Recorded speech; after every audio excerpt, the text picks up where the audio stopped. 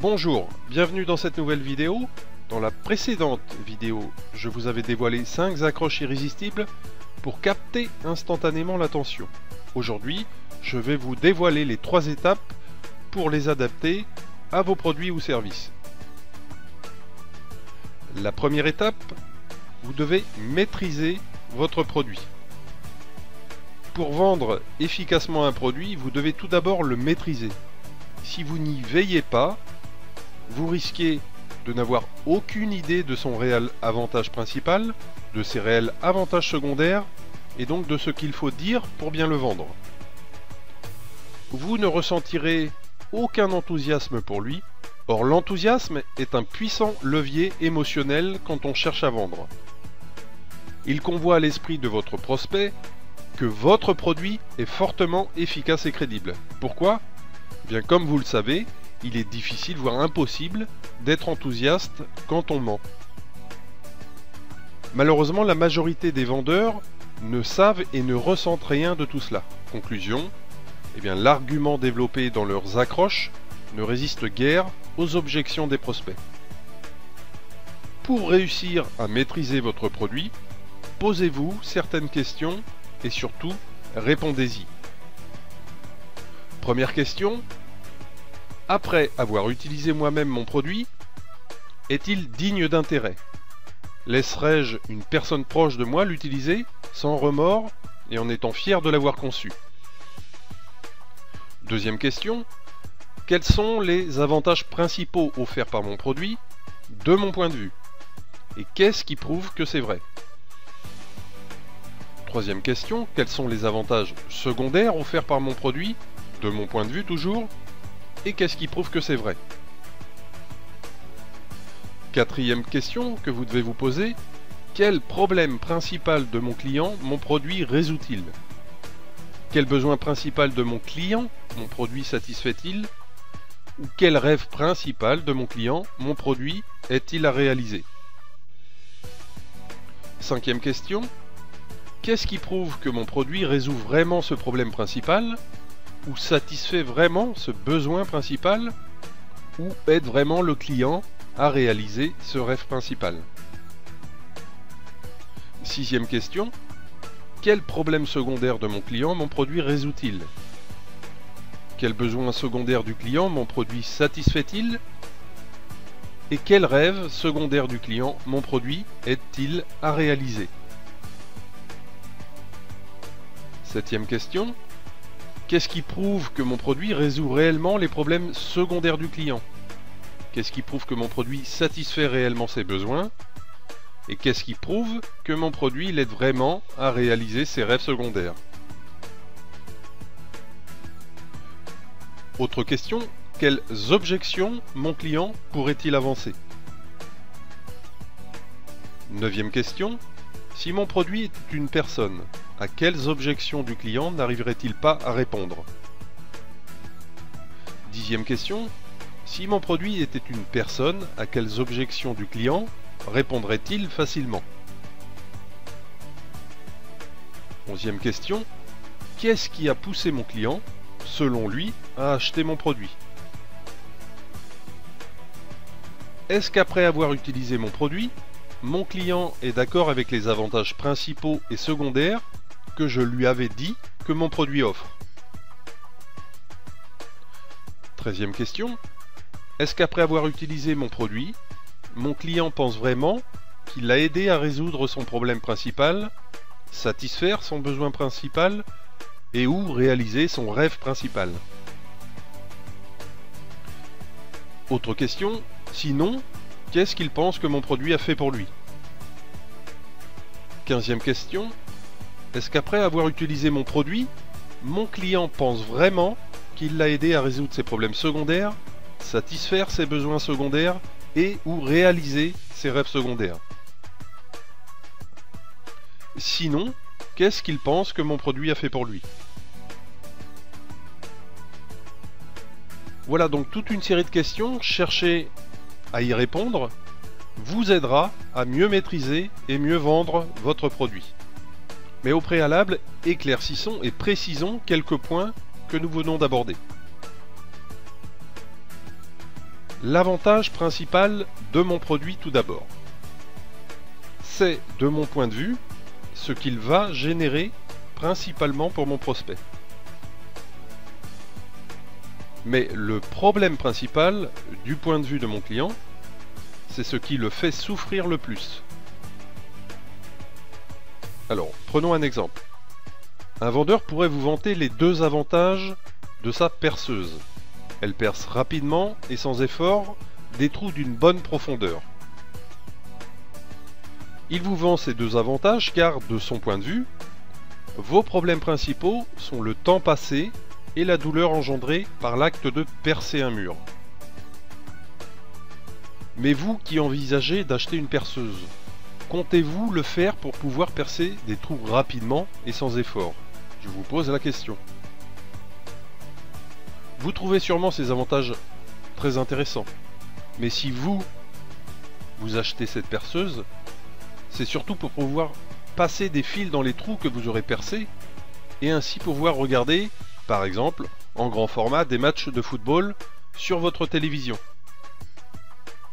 Donc vous voyez que ce que vous appelez l'avantage principal de votre produit n'est là que pour aider à résoudre le problème principal de votre prospect.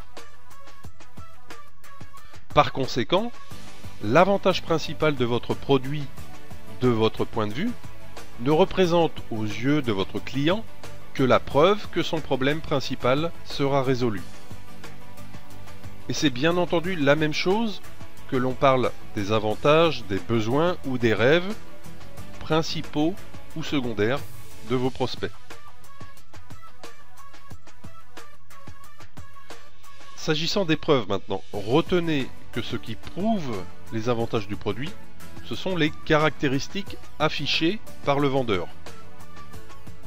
Et retenez aussi que la preuve que les problèmes du client seront résolus, ce sont justement les avantages du produit affichés par le vendeur. Pour illustrer, prenons l'exemple d'une voiture qui roule vite. L'avantage principal de cette voiture, du point de vue du vendeur, ce sera qu'elle démarre en trombe et atteint par exemple facilement les 200 km/h. Les caractéristiques, cela pourrait être parce qu'elle a été équipée d'un moteur de jet privé. Le vrai problème, le vrai besoin et le vrai rêve, et donc le vrai avantage à vendre au client, eh bien c'est ressentir la liberté et la puissance, vibrer de plaisir et d'orgueil en remarquant sur le bord de la route les regards envieux et béats d'admiration des passants, ou épater cette femme à qui il fait la cour, etc., etc.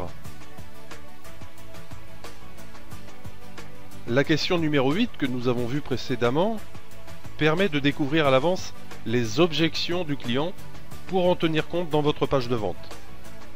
Bien sûr, des techniques d'étude de marché existent pour cela et nous vous en reparlerons.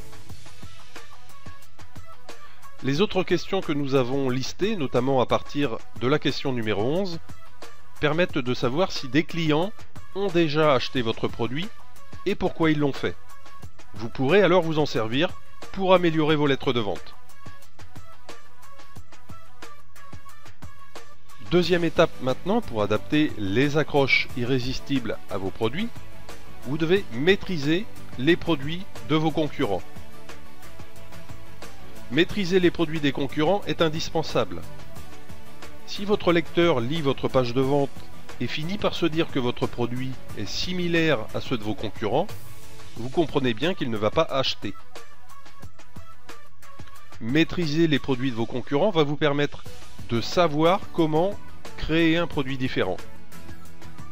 Et si ce produit répond aux attentes de vos prospects, vous développerez ce qu'on appelle un avantage concurrentiel ou encore une proposition unique de vente. Voici d'ailleurs deux astuces marketing pour bien maîtriser les produits de vos concurrents. Première astuce, analysez leur page de vente. Voyez les avantages qu'ils offrent, les contenus qu'ils promettent, les formes sous lesquelles se présentent leurs produits, leurs bonus, leurs prix, les facilités et moyens de paiement qu'ils proposent, leurs mots-clés, leur garantie, etc. Deuxième astuce, achetez leurs produits et utilisez-les. De nombreuses publicités vous vendent du rêve. Si vous le pouvez, achetez les produits de vos concurrents et utilisez-les. Vous découvrirez alors quels en sont réellement les points forts et les points faibles. Si vous comptez écrire des accroches irrésistibles, il est également indispensable que vous maîtrisiez les produits de vos concurrents. Et si vous en tenez compte, vos accroches seront encore plus irrésistibles et capteront encore plus instantanément l'attention, car elles iront dans le sens désiré par votre client et peut-être un peu négligé par votre concurrent. Troisième étape maintenant, appliquez les sous-étapes spécifiques à chacune des 5 accroches. L'accroche nouvelle tout d'abord. L'accroche nouvelle est une accroche sensationnelle et qui n'évoque pas un produit à acheter. Par définition, le sensationnel est un événement extraordinaire lié à quelque chose ou à quelqu'un que votre cible connaît. Si je vous dis tout de suite, enfin, l'entrepreneur milliardaire Warren Buffett vous dévoile les secrets de sa fortune. Vous comprenez bien qu'il s'agit d'un titre sensationnel pour tous les entrepreneurs qui rêvent de faire fortune. Pour construire une accroche du type nouvelle, posez-vous la question suivante. Qu'y a-t-il de sensationnel dans mon produit? Si vous ne le trouvez pas, demandez-vous alors ce qui distingue votre produit de ceux de vos concurrents, ou bien encore trouvez ce qu'il y a de sensationnel dans les témoignages que vous avez reçus.